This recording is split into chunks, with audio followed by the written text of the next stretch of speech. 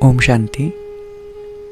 जब भी हम अपने ब्राह्मण जीवन में आगे बढ़ते हैं, पुरुषार्थ करते हैं, तो समय प्रति समय कुछ ना कुछ कार्मिक अकाउंट्स हमारे सामने आते हैं। और कई बार वो अकाउंट्स इतने डीप होते हैं कि वो हमारे जो पुरुषार्थ की स्पीड है उसे स्लो कर देते हैं, एक जगह पर हमें रोक देते हैं। कई बार इतने ख़राब शब्द, बुरे शब्द हमें सुनने पड़ते हैं। कई बार ज्ञान के लिए भी कोई नेगेटिव कहता है, उसे भी डाइजेस्ट कर पाना मुश्किल होता है। और हम सोचते हैं काश ये हिसाब किताब नहीं होते, काश ये कार्मिक अकाउंट्स मेरी लाइफ में नहीं होते। लेकिन बाबा ने तो हमें ड्रामा का भी ज्ञान दिया है ना, अकाउंट्स तो होने ही हैं। तो अब इन अकाउंट्स को क्लियर कैसे करें ताकि हमारा जो पुरुषार्थ है उसकी स्पीड हमेशा एक रस रहे। और अगर हम खुद के ही विकर्मों को विनाश करने में लग जाएंगे तो फिर औरों के विकर्म कैसे विनाश होंगे। एक अव्यक्त मुरली में बाबा ने कहा था, वही हिसाब किताब क्लियर करने में कोई एक दिन में कर सकता है, कोई एक साल और कोई कई जन्म लगा सकते हैं। डिफरेंस जो आ जाता है वो हमारी विधि में आ जाता है। बाबा कहते हैं ना, विधि से सिद्धि मिलती है। तो उन्हीं हिसाब किताब को क्लियर करने के लिए अगर हम सही विधि को यूज़ करें तो वही अकाउंट बहुत जल्दी भी क्लियर हो सकते हैं। तो आज हम डिस्कस करेंगे कि बहुत डीप से भी डीप कार्मिक अकाउंट हो, उसे क्लियर करने की विधि क्या है। तो कुछ स्टेप्स है। सबसे पहली स्टेप है रियलाइज़ करना। रियलाइज़ दो चीज़ें करनी है। पहली चीज़ है कि अकाउंट बहुत बहुत बहुत डीप भी हो सकता है। तो कितना उसका इम्पैक्ट है, कितना मुझे परेशान कर रहा है, कितना मेरी बुद्धि को योग में या समय प्रति समय खींच रहा है। अगर बहुत ज़्यादा खींच रहा है तो ये बात रियलाइज़ करना ज़रूरी है कि अकाउंट बहुत डीप है। ये नॉर्मल एफर्ट्स से क्लियर नहीं होगा। इसे क्लियर करने के लिए इंटेंस एफर्ट्स लगेंगे। जैसे जितनी ज़्यादा गर्मी होती है उतना टेम्परेचर एसी का हमें एडजस्ट करना होता है उस अकॉर्डिंग।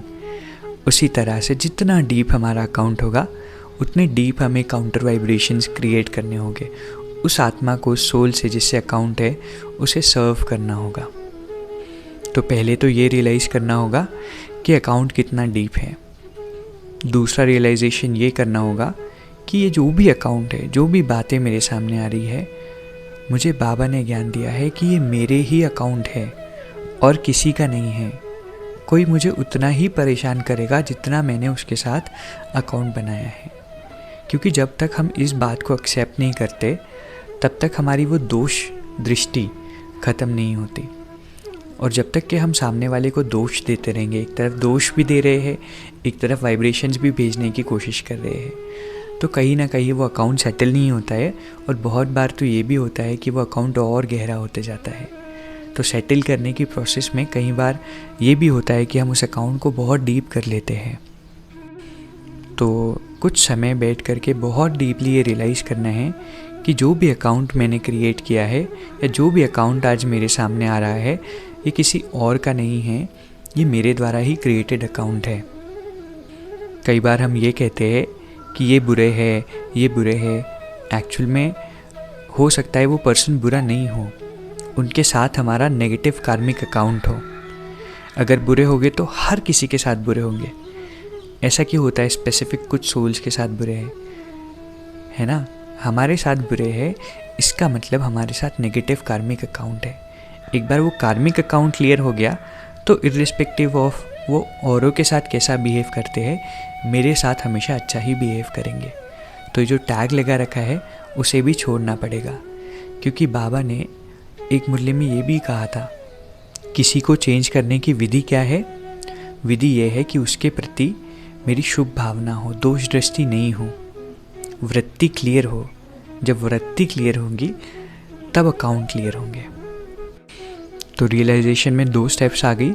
सबसे पहले कि अकाउंट कितना डीप है और दूसरा कि मेरे द्वारा ही क्रिएटेड किया हुआ अकाउंट है। और जब अकाउंट बहुत डीप होता है तो कई बार काफ़ी टाइम भी लग सकता है अकाउंट को क्लियर होने में। लेकिन हाँ, टाइम लगेगा, लेकिन रिजल्ट्स जो है वो इंस्टेंटली हमें दिखने लगेंगे, बहुत इंस्टेंटली। लेकिन जब रिजल्ट्स दिखने लगे तो कई बार हम रिलैक्स भी हो जाते हैं, उसे प्रॉपर क्लोजर नहीं देते। अगर उनका थोड़ा बिहेवियर ठीक हो गया तो हम रिलैक्स हो जाते हैं, लेकिन फिर वही बात है कि डीपली रियलाइज़ करना है कि बहुत डीप अकाउंट है, हमें एकदम से छोड़ नहीं देना है। अदरवाइज़ क्या होगा, कुछ टाइम के लिए वो नॉर्मल हो गए, हमारा अटेंशन शिफ्ट होगा, फिर वो उनके संस्कार इमर्ज होंगे। तो हमें उसे प्रॉपर क्लोजर एक बार में पूरा फिनिश करना है। रियलाइजेशन के बाद आता है ये समझना कि एक्चुअल में नेगेटिव अकाउंट है क्या, हमने उनसे लिया क्या है। अब हमें ये सोल लेवल पर देखना है, फिज़िकल लेवल पर नहीं देखना है। हमने उनसे कुछ पैसे, कुछ धोखा भी दिया होगा, कुछ भी किया होगा, तो सोल लेवल पे उनसे हमने उनकी 7 क्वालिटीज़ जो बाबा ने हमें बताई है उसमें कहीं ना कहीं सैक्रिफाइस करवाया है हमारे इंटरैक्शंस के थ्रू, इस जन्म में या प्रीवियस किसी भी जन्म में। तो एक्चुअल में सोल लेवल पर उनसे मैंने सिर्फ ये 7 बेसिक क्वालिटीज़ ली है: शांति, शक्ति, पवित्रता, सुख, आनंद, प्रेम और ज्ञान। इसके अलावा मैंने उनसे कुछ भी नहीं लिया है, तो मुझे इसके अलावा उन्हें कुछ और देना भी नहीं है। और जब तक कि ये 7 बेसिक क्वालिटीज़ मैं उनके अंदर वापस इंस्टिल नहीं कर दूँ, तब तक कि वो टाइम टू टाइम मेरे पास में अपना हिसाब मांगने आएंगे, बार बार बताएंगे, देखो ये गुण आपने सैक्रिफाइस किया, देखो ये यहाँ पर मुझे ये गुण सैक्रिफाइस हुआ। तो हमें बहुत ज़्यादा कुछ नहीं देना है, हमें पैसे नहीं देने हैं, हमें ये नहीं पता करना है प्रीवियस बर्थ में कि क्या हुआ था, हमें बस उन्हें ये 7 बेसिक क्वालिटीज़ से फुलफ़िल करना है। नेक्स्ट है, कई बार ये होता है कि हम जो वाइब्रेशंस देते हैं वो फिज़िकली बॉडी को देने की कोशिश करते हैं, but we have to give vibrations to the soul and not to the body, right? क्योंकि जब हम बॉडी को देने की कोशिश करेंगे तो नेगेटिव कार्मिक अकाउंट होने की वजह से जब बॉडी याद आएगी तो वो अकाउंट भी याद आएगा, है ना, वो इमोशंस भी ट्रिगर होंगे। इसीलिए फ़िज़िकल वर्ल्ड में, फ़िज़िकल लेवल पे देने से बेटर है हम परमधाम घर में उन्हें इमर्ज करें, वहाँ पर उन्हें हम बाबा से बस और कुछ नहीं, ये 7 बेसिक क्वालिटीज़ से फुलफ़िल करते जाए। बाबा से निकल रही है, उनके अंदर समा रही है। या फिर ऐसा भी कर सकते हैं, बाबा से मुझ में और मुझसे उन्हें, किसी भी तरह से कर सकते हैं, बट सोल लेवल पर करना है, परमधाम घर में करना है। इसमें एक ट्रिक हम ये भी यूज़ कर सकते हैं, जब कोई ज़्यादा परेशान कर रहा है तो हम बाबा को इमर्ज करें और बाबा हमारे बिहाफ में उन्हें समझाए कि देखो ये मेरा बच्चा है, इसके तरफ आँख उठा करके भी नहीं देखना। दादी गुलजार जी कहते थे ना कि आपको बाबा को यूज़ करना नहीं आता है, तो ऐसे हमें बाबा को यूज़ करना है। बाबा को इमर्ज किया उस आत्मा के सामने और बाबा उसे समझा रहे हैं। जैसे बचपन में होता है ना कि कोई बड़ा बच्चा छोटे बच्चे को परेशान कर रहा होता है, लेकिन छोटा बच्चा तो कुछ कह नहीं पाता, तो वो अपने पेरेंट्स से कहने लगाता है, और जब पेरेंट्स कहते हैं या कोई बड़ा कहता है तो फिर उसे वो परेशान नहीं करता, राइट? तो हम ऐसे भी बाबा को यूज़ कर सकते हैं। तो जब हम इस सही विधि से कार्मिक अकाउंट्स को क्लियर करने की कोशिश करेंगे, इस तरफ एफर्ट्स डालेंगे, तो रिजल्ट्स मिलना निश्चित है, क्योंकि बाबा ही कहते हैं कि जहाँ पुरुषार्थ है वहाँ प्रारब्ध ज़रूर है। बचपन में अगर मैंने किसी स्पोर्ट्स में एफर्ट्स डाले, पुरुषार्थ किया, तो मेरा स्पोर्ट्स बेटर हुआ। कोई बॉडी बनाने में एफर्ट्स डालता है तो बॉडी बन जाती है।